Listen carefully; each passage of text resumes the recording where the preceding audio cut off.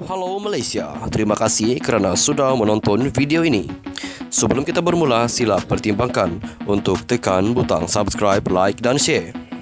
Berita perkembangan politik semasa dalam negara, perkembangan negara dan semuanya ada di dalam channel ini.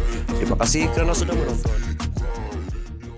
Hai, hello Malaysia. Selamat petang tuan-tuan dan puan-puan. Terima kasih kerana anda masih terus setia berada di dalam channel Elvino ISTV. Jangan lupa untuk tekan butang subscribe, like video ini dan jangan lupa untuk share video ini, tuan-tuan dan puan-puan.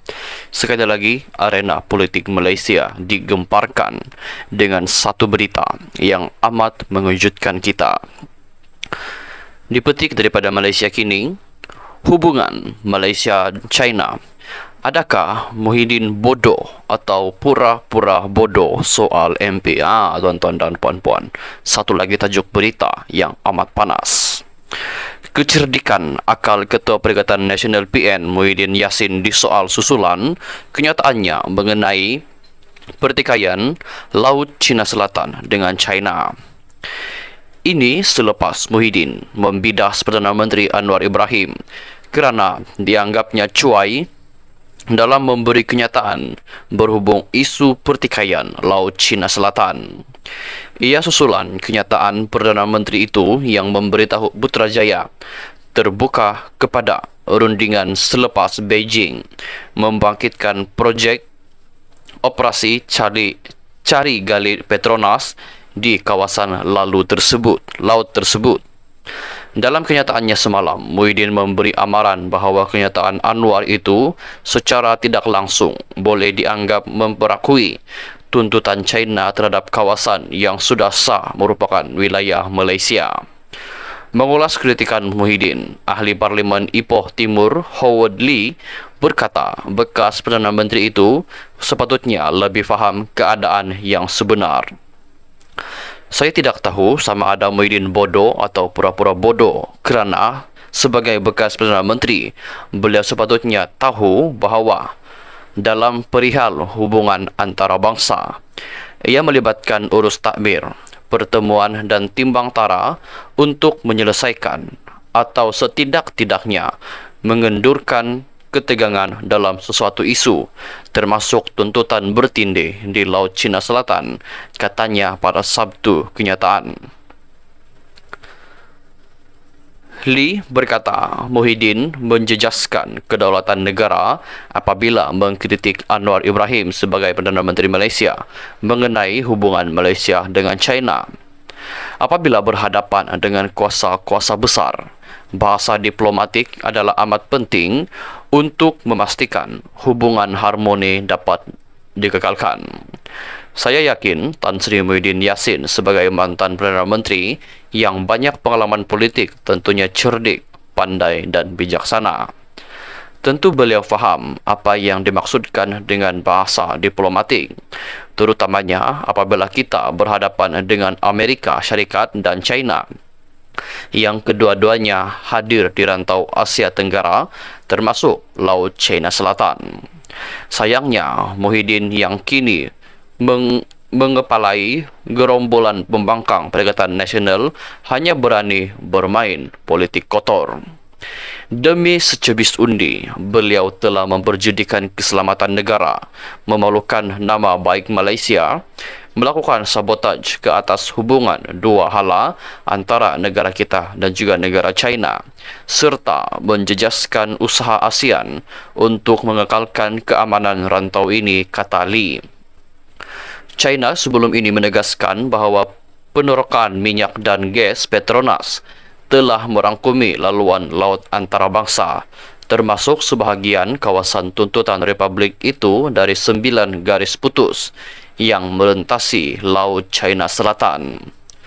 Mahkamah Timbang Tara tetap di The Hague memutuskan pada tahun 2016 bahawa penetapan sempadan 9 garis putus itu dibuat tanpa asas undang-undang. Menggunakan 9 garis putus, China terus menceroboh zon ekonomi eksklusif Malaysia, Brunei, Indonesia, Filipina, Vietnam dan Filipina di Laut Cina Selatan. Anwar menegaskan bahawa Malaysia tidak akan berkompromi dengan China berhubung penerokan syarikat minyak dan gas negara itu dan berkata Muhyiddin patut lebih teliti dengan kenyataannya. Sementara itu, Lee turut menyoal mengapa Muhyiddin tidak mengkritik dirinya sedangkan sebagai Perdana Menteri pada tahun 2022 apabila Menteri Luar dari Bersatu pimpinannya telah bersetuju dengan perjanjian pembangunan bersama di Laut Cina Selatan. Ketika dihubungi, Lee berkata ini merujuk kenyataan bersama pada Julai tahun lepas antara Menteri Luar China. Ketika itu, Wang Yi dan rakan sejawatannya dari Malaysia, Saifuddin Abdullah, bahawa kedua-duanya membina konsensus untuk mempercepatkan perundingan mengenai kod etika di Laut China Selatan dan bersama-sama membina Laut China Selatan untuk menjadi laut keamanan dan kerjasama. Pun begitu, Muhyiddin bukan lagi Perdana Menteri pada masa itu dan telah digantikan oleh Ismail Sabri Yaakob pada Ogos 2021. Muhyiddin digulingkan sebagai Perdana Menteri pada 2021, manakala Menteri Luar semasa pentadbirannya ialah Hishamuddin Hussein daripada UMNO.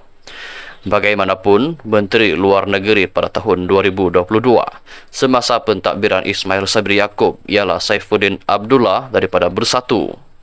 Malaysia kini tidak menemui sebarang kenyataan Saifuddin yang menyokong perjanjian pembangunan bersama dengan Laut China Selatan. Dalam pada itu, Lee juga mendakwa Parti Muhyiddin Bersatu telah mencapai kata sepakat dengan kerajaan China hasil rundingan bersama. Ini dipercayai merujuk kehadiran Ketua Pemuda Bersatu Wan Ahmad Faisal, Wan Ahmad Kamal pada acara maya Parti Komunis China berdialog dengan Parti Politik Dunia bulan lepas. Tuan-tuan dan puan-puan, apakah pendapat anda, apakah komen anda dengan perkongsian berita yang baru saya kongsikan sebentar tadi? Adakah anda setuju ataupun anda tidak setuju? Anda boleh tinggalkan semua pendapat anda di ruangan komen di bawah. Baiklah tuan-tuan dan puan-puan, sekian saya dulu perkongsian berita kita pada hari ini. Kita jumpa lagi di perkongsian berita yang seterusnya.